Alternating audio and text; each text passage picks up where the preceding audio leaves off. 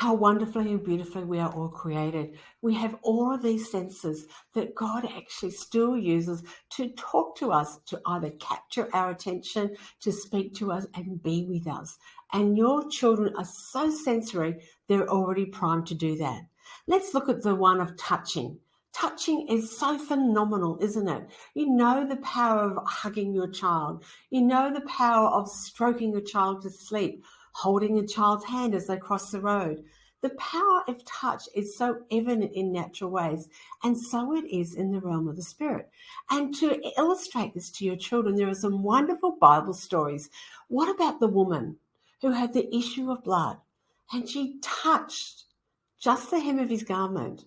And in a moment, it was so powerful, Jesus stopped where he was going with the crowd around him and said, "Who touched me?"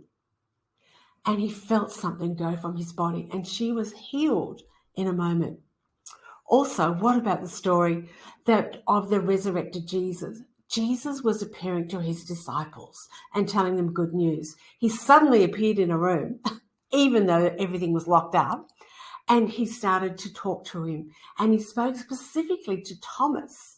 And Thomas needed to touch the wounds in his hands and in his side so that he would believe.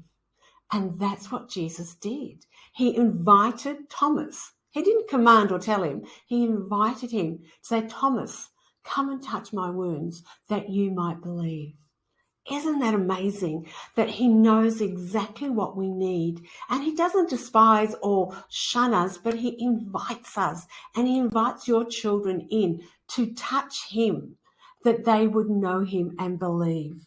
But it does take a work of the Spirit. So keep praying over this next couple of weeks that your kids would be so enthralled by the sense of touch and wonder and would meet with God.